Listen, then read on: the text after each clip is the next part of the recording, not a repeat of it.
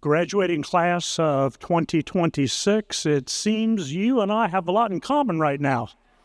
We are leaving the friendly confines of Patrick Henry College.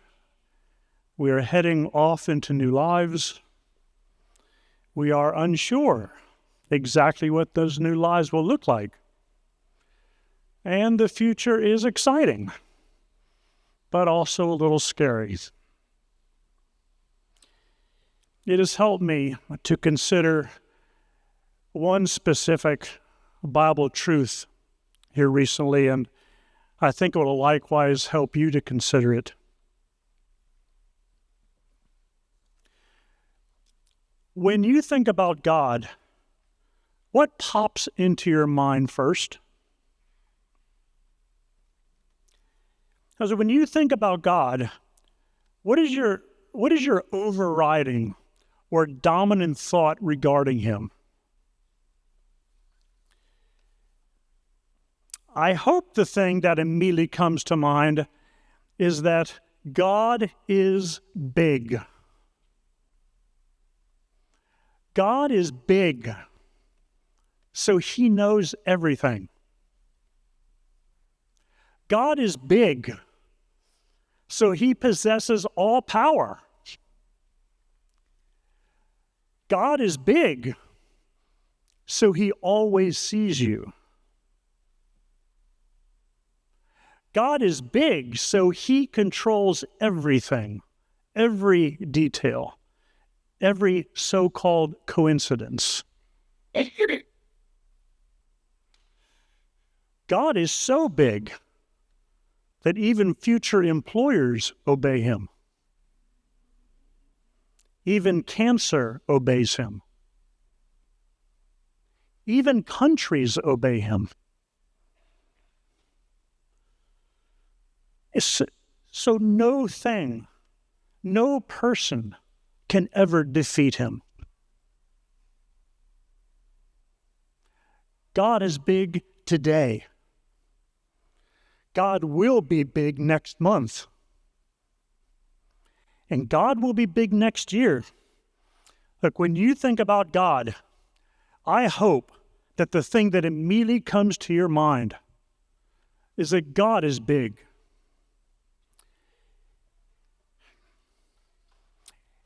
You know, the Bible makes God's bigness so clear and so obvious that we often don't think about it. Regrettably, it becomes a fact that we believe, but not a reality that affects how we live our day-to-day lives. It becomes a fact, like New Zealand.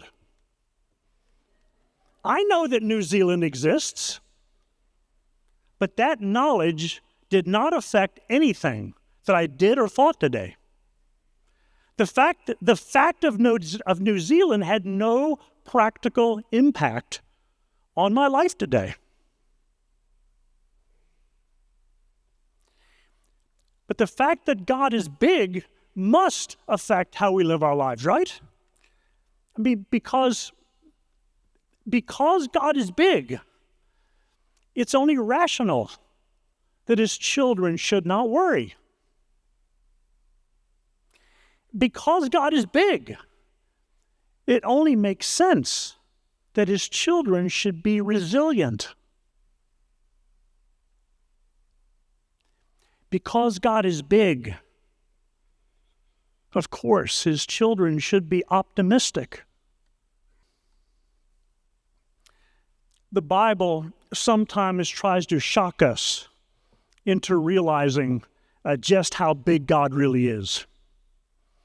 For example, consider just the three famous miracle stories that we see in Luke chapter 8. The stories are very familiar, and you know them. The first one is about the Lord Jesus Christ and his disciples in a boat on the Sea of Galilee. Jesus is asleep. A huge storm violently assaults the boat. The disciples are frantic because the boat's sinking and they think they will all die. They wake up Jesus, and Jesus commands the winds and the water to be calm, So the storm immediately ceases. The second story is about two demon-possessed men. The demons see Jesus coming, and they beg for mercy. Jesus commands the numerous demons inside the men to come out, and he sends them into a herd of pigs. And the pigs promptly jump into the Sea of Galilee and drown.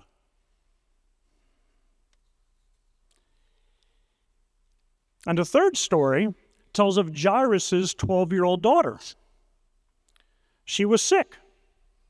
Jairus called for Jesus to come and heal her, but Jesus was delayed, and she died. People were already mourning the girl's death. And then Jesus brought the girl back to life. Each of these three miracle stories is so compelling that we usually think about them individually and not as a trilogy. But the Gospel of Luke presents the three stories one after the other, back to back to back, with no intervening stories. The three stories are really a trilogy that tells one overall story.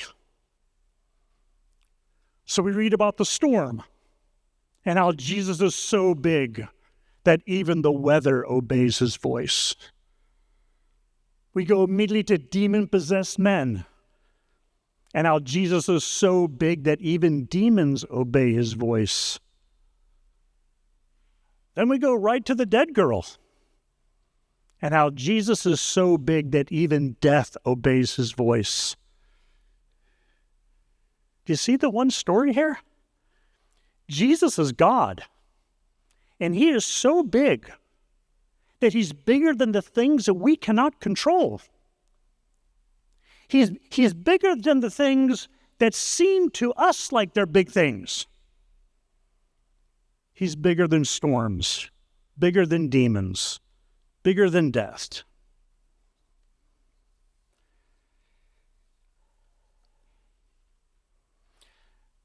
Graduates, sometimes I worry about the future.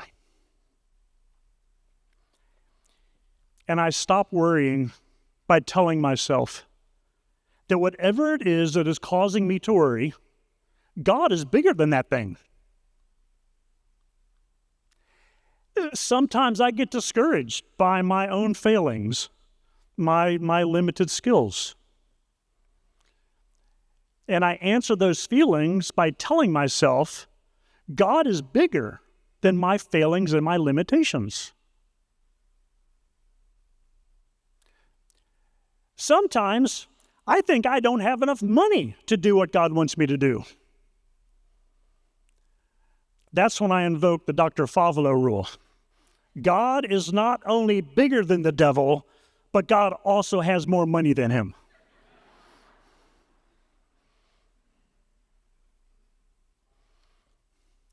Graduates, when you think about God, what is the first thing that comes to your mind? I hope it is that God is big. Because the God who's directing your future is not a puny God.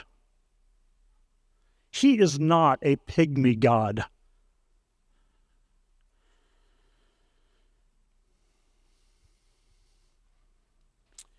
When your God is small, your problems are big.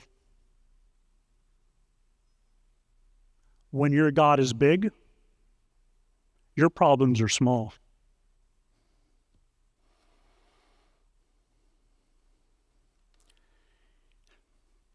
I will leave you with a true story. It's a story that I have retold to myself many times over the past 30 years. This happened back in the 1920s and involved a professor named Robert Dick Wilson. Dr. Robert Dick Wilson was a professor of Old Testament studies at Princeton Theological Seminary back in the days when Princeton was still theologically conservative.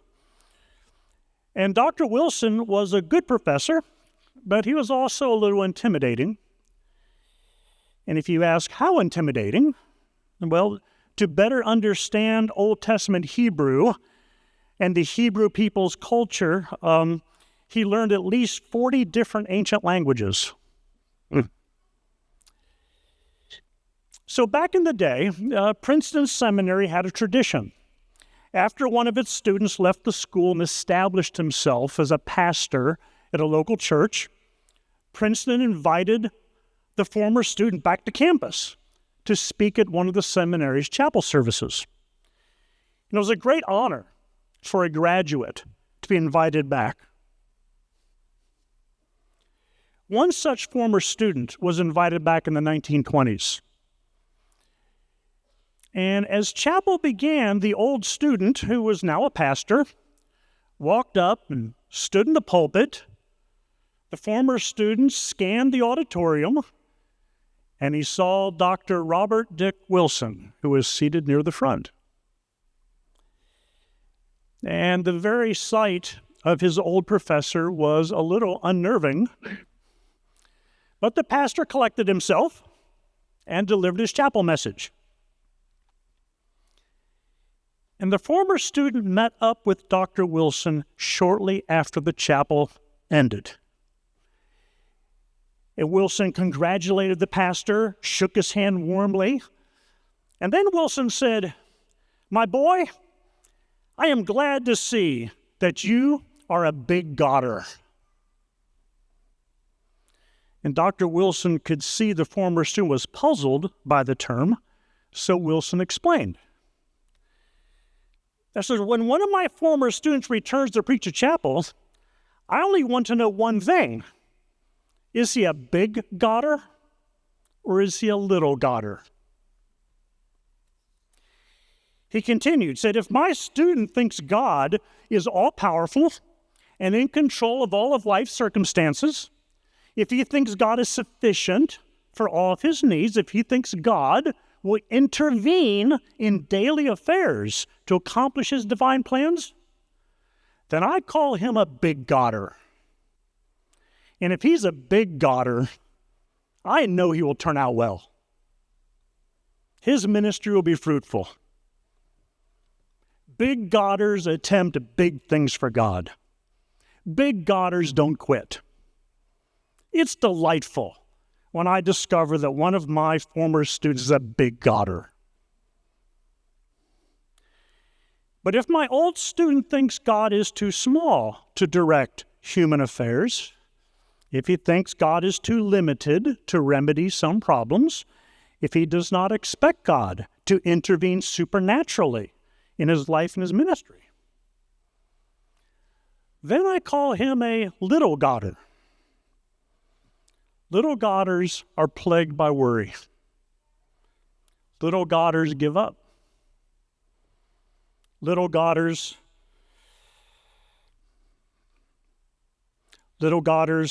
face disappointments and defeats throughout their lives. And then Wilson concluded. He said, my boy, I could tell within 10 minutes that you are a big Godder. I know God will prosper you in your labors.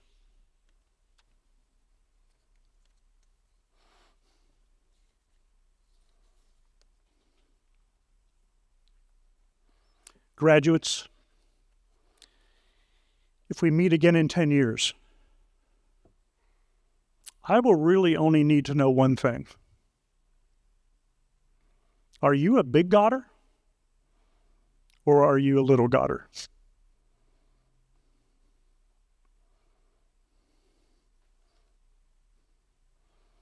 Would you pray with me, please?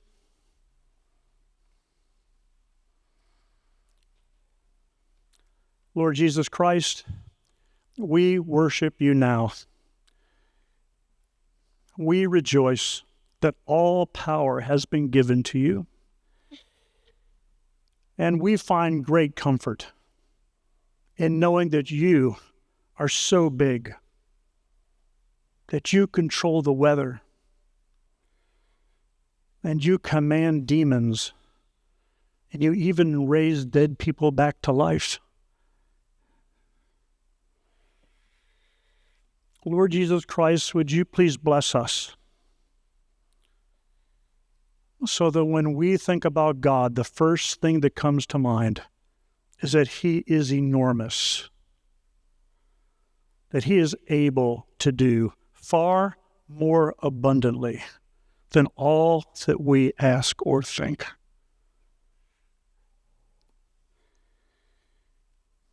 Please bless us by making us big Godders. I ask this, Jesus, so that you would be glorified. Amen.